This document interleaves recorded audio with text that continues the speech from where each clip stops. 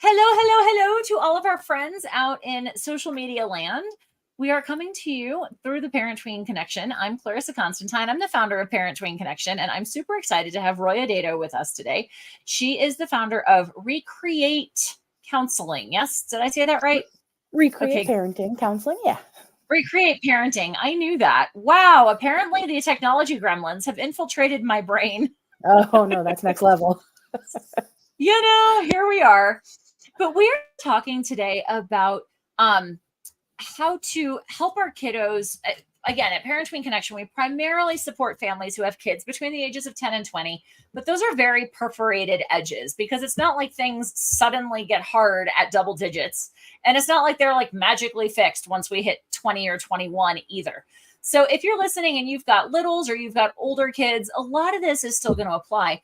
And so we are starting out by talking about what is Recreate Parenting, why Roya chose that name for her business and the support that she offers, and how to use recreation and kids' interests and such to help from a mental health perspective. So first things first, let's start from the beginning. Why Recreate Parenting, Roya? Well, that's an excellent question. Thank you. The first piece is, so I'm a licensed therapist, and one of the things that comes up with the parents I work with over and over and over again is the idea of, I don't want to do it either the way that it was done at me. I want to do something different, or I want to do, especially as the kids get older and older, something that felt maybe like it worked when they were a toddler. We hit different hurdles as they hit the tween and teen age. And so we find ourselves sometimes having to recreate, like we thought we dealt with that thing, but here we are and we have to do something different. So that was a big first part of it, was the idea of having to recreate what parenting even looks like. And the other piece is my undergrad is in recreation and leisure studies. And so using a huge piece of my focus, the entire basis of my book is all about helping parents really use their kids' interests or what they choose to do as a recreational activity and connect with their kids and build a relationship with that. So that was that piece. And then personally and professionally, I use a lot of art and writing and mixed media stuff in my therapy. And so there was the create part as well. So all three of those pieces combined to recreate parenting. I love it. And I love when a singular word can have multiple meanings that all fit in a particular scenario. I've been an SAT and ACT coach for 26 years. So I am a self-proclaimed word nerd. So I love it. So I know, it's funny that you say that a lot of times, our parents are having to recreate things. In my observation, in the time that I've worked with families, in the last 2.5 decades, I hear that parents either parent very similarly to the way that they were parented, whether or not that actually works with their kiddos. Yeah. Or it's like they go 180 degrees in the opposite and they're like, I'm never gonna XYZ. Mm-hmm. Again, whether or not that worked for them as kids or would work for their children. Yeah. And my observation is that often we forget that there's like 179.9 degrees of variation in between that 180 degree flip. Yeah. So I'm really interested. I know one of the things that you talk about is that parents can inadvertently, and I'm going to couch this, I'm going to preface it by saying, I firmly believe that every one of us does the best that we can with what we know. As Maya Angelou said, like, do the best that you can until you know better, then do better. My version of that is do what you know to do until you know differently, and then do differently, which is to your point of like recreating, right? Right. But I think we have a common feeling of parents, well-intentioned parents, often make mistakes and they just don't know it. Sure. What are the most common, because I mean, if we knew it was a mistake, we wouldn't do it again, right? Right. So, like, what are some of the most common mistakes that you see parents making? And I'm referencing my notes. If anybody's looking and watching, I'm actually looking at the notes of like, what are we talking about? Because like we said, the technology gremlins have infiltrated my brain. That's right. So what are some common mistakes that parents make that inadvertently lead to higher levels of anxiety in their kids? I'm yanking stuff around here too. One of the things that you just said is a huge one, which is reactionary parenting, right? So whether they were parented in a way and they're like, nope, absolutely, I'm not doing that thing. And so that's a reaction. And often it's a reaction in a healthier direction, but it's still a reaction. Or if they just don't they're not conscious of it. They're not making aware decisions. They're just doing whatever was done. It was fine. We'll keep going. And so both of those places, either the reaction piece or the unconscious piece, I suppose, both can lead to a variety of parenting things. And like you said, and I think most people who are choosing to listen to a parenting podcast or be part of a parenting group are probably more along the lines of folks who are paying attention or trying to enact something very consciously. And so it's that piece of like learning something different, trying it, but also there's a piece of experimentation, I think. And so so there's reactionary parenting or unconscious parenting, and then there's rigid parenting, I suppose, or when you know something isn't working and you just keep doing it, you just keep hammering that thing in because it ought to work. It worked for that person over there or that person over there. And so I think one of the biggest pieces is not paying attention to your actual real child who's in front of you, and ignoring whatever dogma anybody's telling you about parenting, myself included, because if it doesn't work for your kid and your family, it doesn't really work. So that's, I mean, and this is more a philosophical piece. I've got some concrete ones here too, but I would say that those are some of the biggest things that I see that increase not just anxiety, but some other struggles too for a family. Sure. All right. So that's the big picture mindset philosophy side of things. Right. What are some of those more concrete mistakes that you see parents making inadvertently? So some of the more concrete ones, it's funny, I was just talking to somebody about the parallels between toddlerhood and teenagerhood, and I don't mean it in a demeaning way at all, but there are some, like in both sets of stages, there's a lot of seeking autonomy, right? I've got a 3-year-old who I don't even know how many times I have cleaned up cereal and milk in the last week because I do it myself, right? And it's not quite that simple when they're tween or teen, but it's the same principle. It's they want to do it themselves, but they're not always ready, and they don't always really want to. They just think they ought to want to. We have a hard time letting them. So it's just this like tangly mess of when should I step in and when shouldn't I? So one of the concrete things that I see is parents stepping in and doing everything for them, like trying to take away all barriers, trying to take away discomfort, trying to take away situations where they might fail. And I'm not saying like throw them to the wolves by any means, but life is probably going to give them enough of that. You don't have to create more for them, and you probably don't have to smooth every single thing either. So what I'm hearing is offer natural consequences. Let the natural consequences happen. You know, if your 3-year-old is playing on the stairs and falls down, well, they're probably not going to do that a second time. Here's hoping they don't like mortally wound themselves in the process. And that's where the balance comes in, right? Is like setting the stage and setting the environment so that kid can trip and fall, and you also don't have like the sharp edges all over. And so how we can take that metaphor into teenagerhood. And one of the things I see a lot with parents is they think of, so if we take that like sharp edge metaphor, they often think that it's not just a sharp edge, but a cliff, when all it is, it's when it's something that's actually lower stakes. And I think about like that they might get, I'm trying to think of a good actual example here, that they might watch or play a game maybe that has some like adult themes. To me, that's a lower stakes thing than being an adult or being out in the adult world, making those mistakes for the first time or learning about themselves for the first time. And so if we protect and prevent the moments of experience when they're still at home with us, then they're not going to have any of that experience to lean on when they're out on their own. So that's a big one. Okay. So stay aware, think about your parenting, which I think folks listening to this, like you said, you know, are probably already there. Don't necessarily take away those natural consequences, like give them the opportunity to fail. What other concrete things do you see parents making that you're like, no, this isn't actually helping? I think, so one of the other pieces on the letting them have those moments too, is if we rush in and try to take away those moments of potential failure, or even not failure, but like difficulty, you know, so often it's so hard for us to just watch our kids struggle.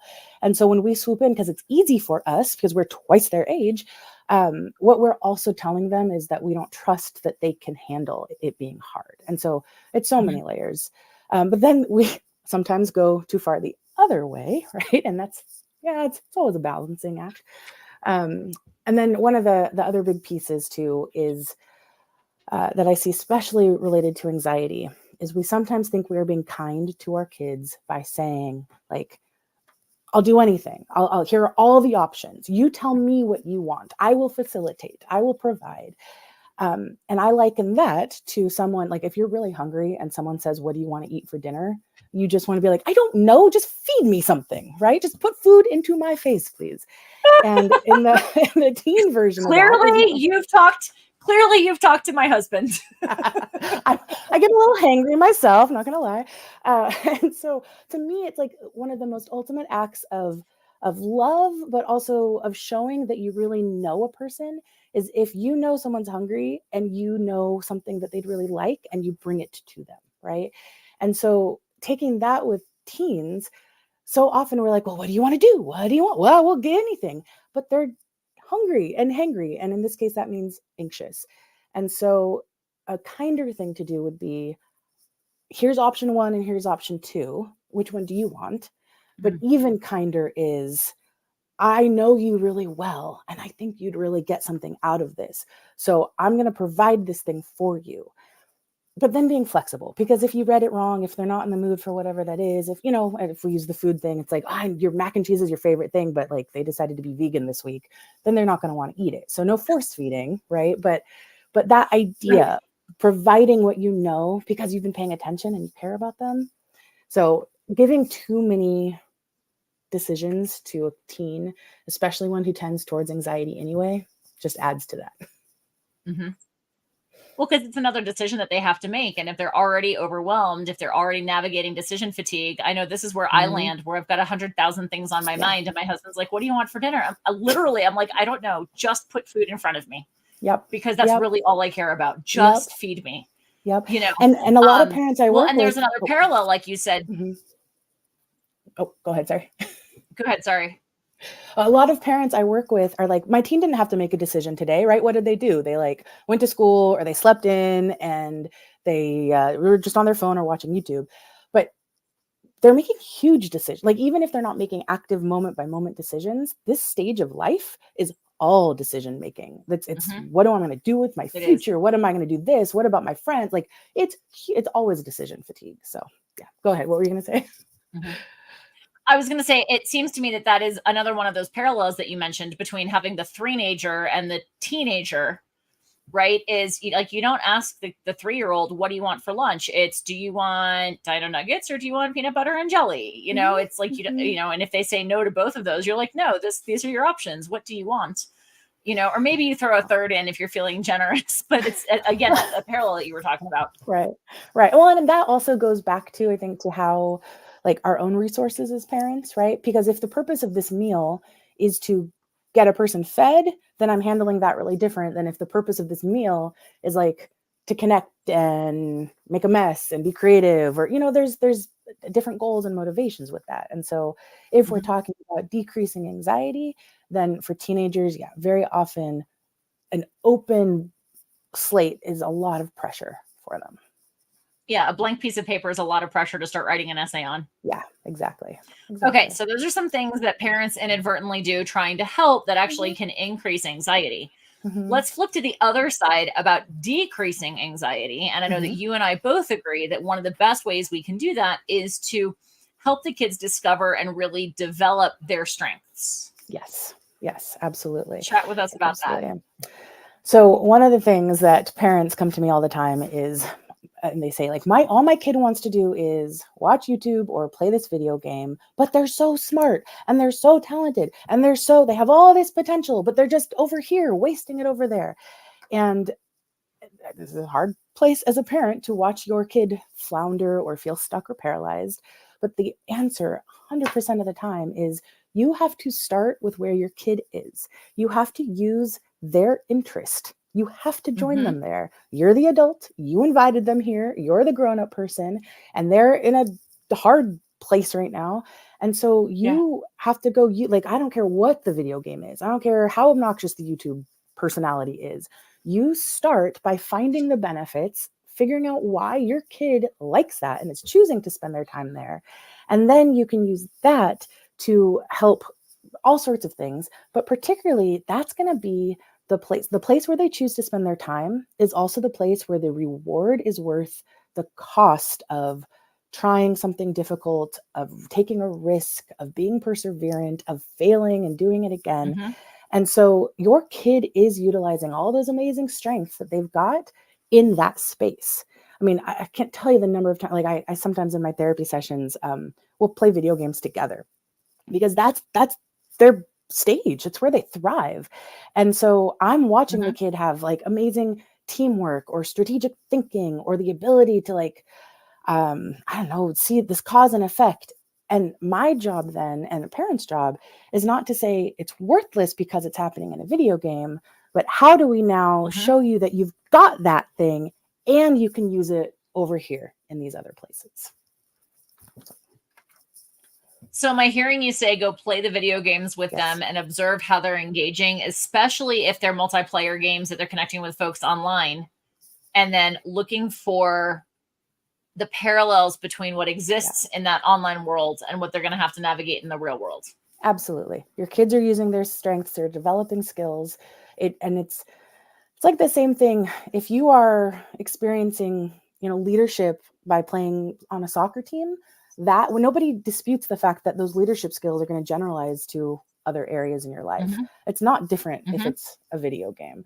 Your hand-eye coordination, if you play piano, is going to apply to other things in your life as well. And so it's just, there's other, scary things about YouTube video games and things like that, but the principle's the same, where we have to join our kids in it.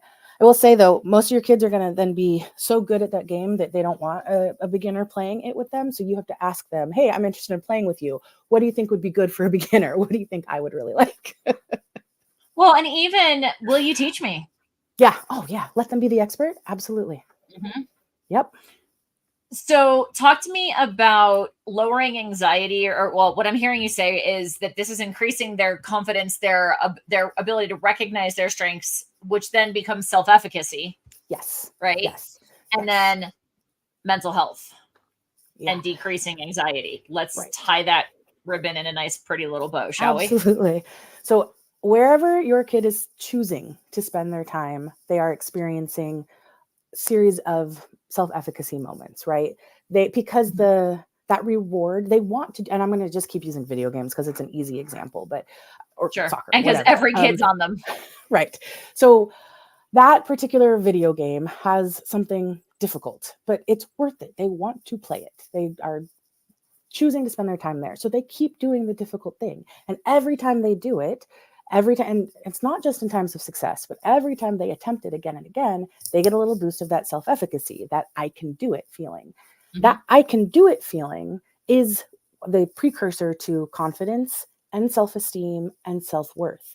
And what's so interesting about it is that it is, I can't think of the word, but it is a state-based characteristic. It goes away. It's not something that once you get it, it lives there forever.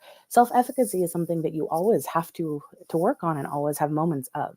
And so video games, soccer playing, whatever your kids are interested in are like ready-made vehicles for ongoing self-efficacy. And so what I see as being an issue with so many families is that they're doing that work because as humans, we want to do it. Like we're kind of naturally designed for that. But we've devalued their interest.